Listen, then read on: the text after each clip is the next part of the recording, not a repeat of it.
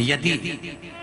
किसी के घर में पितृदोष होता है और ब्राह्मण ने कहा कि इनके यहाँ पितृदोष है, 1 रुपए कमाओ 1.25 रुपए खर्च वाला काम चलता है, जरा सा बर्तन गिरा उसके पीछे विवाद हो जाता है, पानी गिर गया उसके पीछे विवाद हो जाता है, छोटी छोटी बात में जिसके घर में जरा जरा सी बात में विवाद हो जाता हो, या 1 रुपए कमाओ 1.25 रुपए खर्च होता हो, या घर का एक व्यक्ति बीमार होता है, दूसरा ठीक होता है, तीसरा बीमार पड़ता है, चौथा ठीक होता है, 5वां बीमार पड़ता है, एक ना एक घर में बीमार चलते रहते हैं, या 1 रुपए कमाने पर सवाया खर्चा हो रहा हो, घर में 1 रुपया भी जुड़ नहीं रहा हो, आया और गया, आया और गया, या किसी न किसी बात में घर में क्लेश हो रहा हो, तो समझ लो कि ये 4 लक्षण पितृदोष के हैं। ये 4 लक्षण पितृदोष के बताए।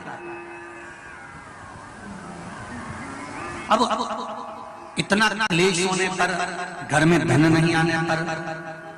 घर में रोग बढ़ने पर करना क्या चाहिए? तो शिव महापुराण की कथा कहती है, पार्वती जी की जो नानी जी, क्या नाम है जरा जन के बोलिए, स्वधा,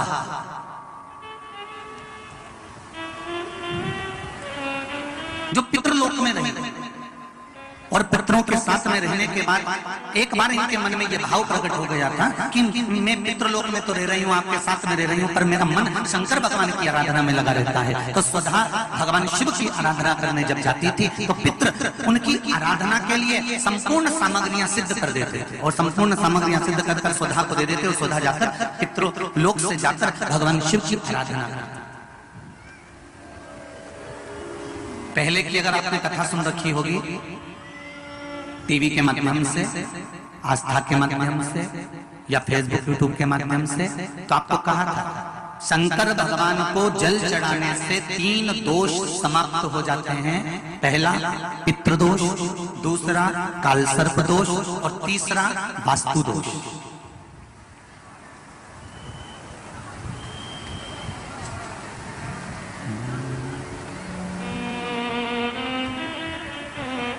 भगवान शंकर को जल चढ़ाने से 3 दोष मिट गए। पहला है पितृदोष। जब हमारे घर के मटके में से,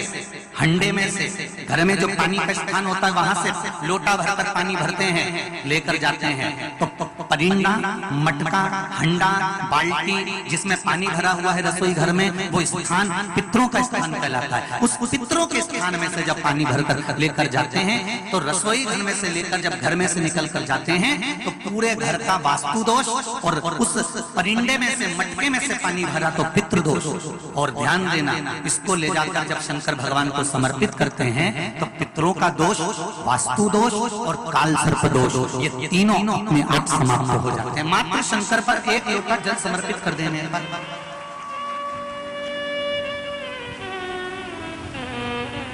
तीन दोष अपने आप समाप्त हो जाते हैं।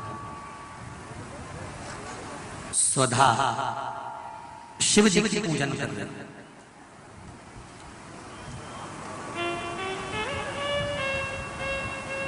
इतने में किसी ने आकर कह दिया, स्वधा तुम्हारी जो लड़कियां हैं 3, तुम्हारी जो पुत्रियां हैं 3, मैना, धन्या, कला,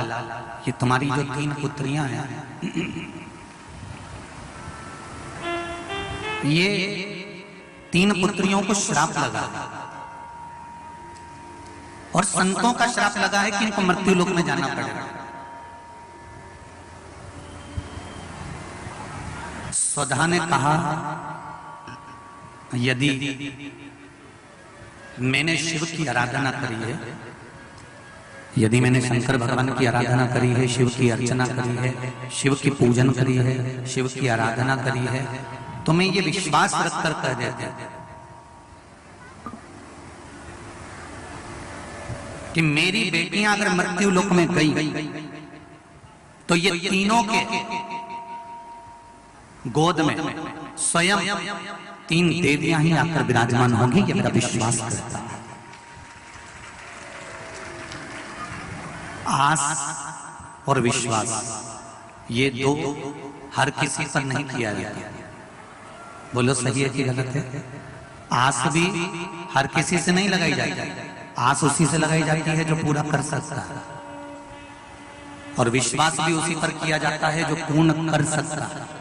इसीलिए आप लोगों से करबद्ध निवेदन है, दुनिया के लोगों से आस मत लगाकर बैठना कि हमारा लड़का बड़ा होगा, उसकी जब शादी करेंगे तो वहां से कन्यादान में 1 लाख रुपए मिल जाएगा, वहां से 2 लाख रुपए मिल जाएगा, वहां से टीवी मिल जाएगी, वहां से फ्रिज मिल जाएगा, वहां से ये सामान मिल जाएगा। बेटे की शादी करने पर बेटे के लिए ये विचार कर मत बैठना कि वहां से कुछ मिलेगा, बल्कि ये विचार कर रखना कि हे भोलेनाथ, मेरे लड़के की जब मैं शादी करूं तो मुझे इतना देना कि लड़की वालों का ठंडी खर्च नहीं होने को पूरा मैं खर्च कर,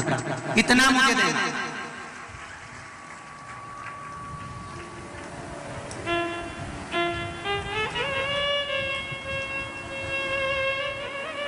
हम क्यों लड़की वालों से आस लगा कर बैठे कि लड़की वाला आएगा तो लड़की वाला फ्रिज देगा, तो लड़की वाला टीवी देगा, तो लड़की वाला एलसीडी देगा, तो लड़की वाला ये देगा, तो लड़की वाला क्यों?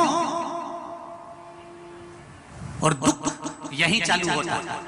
इतनी आस लगाकर बैठी थी और लड़की वालों ने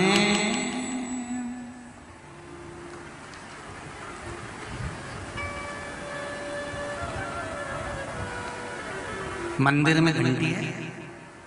अरे बोलो तो जम क्या, सबके मंदिर में है छोटी सी,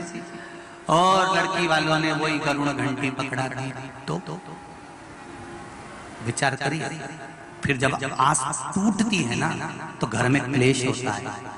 आज जब टूटी ना, हम तुम गए थे, बताओ, हम इतनी सास पिटारी आई, सास की अटैची आई, उसमें 2 साड़ी अच्छी रख देना थी, ऐसी बेकार साड़ी आस लगा के बैठी थी ना, टूट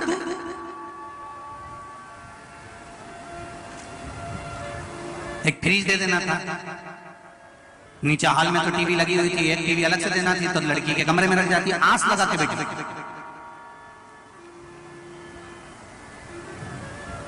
और दुनिया वालों से आस लगाकर बैठोगे तो ये निश्चित है कि ये आस टूटेगी जरूर, और अगर देव अधिदेव महादेव से आस लगाकर बैठोगे तो ये पक्का है वो कभी टूटने वाला है। जितने बेटे जितने लड़के इस कथा में बैठे हुए हैं, जितने लड़के बैठे जिनकी शादी नहीं हुई, जरा हाथ खड़े करना, कितने बैठे हैं जिनकी